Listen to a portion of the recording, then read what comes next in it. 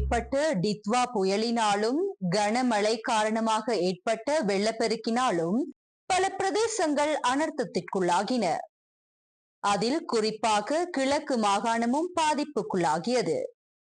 இவ் அனர்த்தத்தில் பாதிக்கப்பட்ட குடும்பங்களுக்கு பல சிரமங்களை தாண்டியும் லயன்ஸ் கிளப் ஆஃப் ட்ரிங்கோமலை யுனைடெட் மக்களுக்கான பல நிவாரண பணிகளில் ஈடுபட்டது.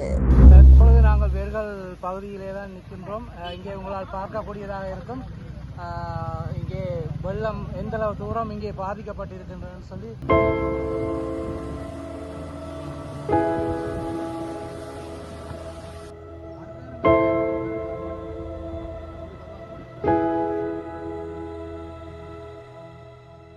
இலங்கை நாட்டினை சீர்குலைய வைத்த டித்வா புயல் மற்றும் கனமழையின் காரணமாக வெறுகள், லங்காப்பட்டினம், உப்புரல், சேனையூர், மூதூர், கிண்ணியா, ஆலங்கேணி, திரியாயி, குச்சவேலி, ராள்குழி, சகாயபுரம், இருதயபுரம் போன்ற பகுதிகளில் வாழும் மக்கள் பல சிரமங்களை எதிர்கொண்டனர்.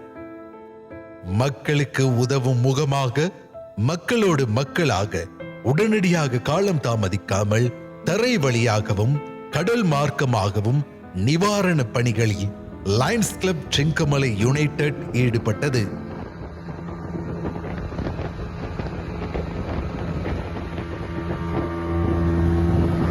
இதேவேளை Lions international association district 306 D9 மொத்தமாக 64 குழுமங்களும் திருகோணமலையில் 11 குழுமங்களும் செயற்பட்டு வருகின்ற நிலையில் அனைத்து அசாதாரண நிலைமைகளிலும் சரி பலருக்கு பல வகைகளில் உதவிகளை செய்து வரும் லயன்ஸ் கிளப் ட்ரிங்கோமலை யுனைடெட்டின் தலைவர் லயன் ஜி டான்ஸ்டன் அவர்களின் வழிகாட்டுதலின் கீழ் பல நிவாரண பணிகள் மேற்கொள்ளப்பட்டன.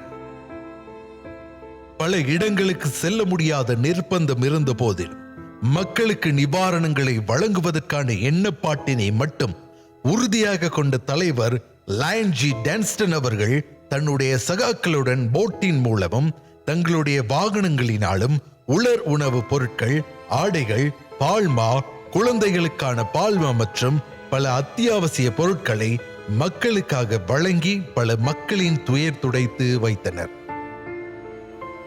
இதேவேளை லயன்ஸ் கிளப் ட்ரிங்கோமலை யுனைடெட் செய்த இவ்வளப்பரிய சேவையை மக்கள் மனதார பாராட்டினர். மேலும் தங்களுடைய நன்றியையும் தெரிவித்தனர். இவ் நிவாரண செயற்திட்டத்தில் தலைவர் ஜி டான்ஸ்டன் மற்றும் லயன்ஸ் கிளப் ட்ரிங்கோமலை யுனைடெட்டின் கழக உறுப்பினர்கள் பலரும் கலந்து கொண்டனர்.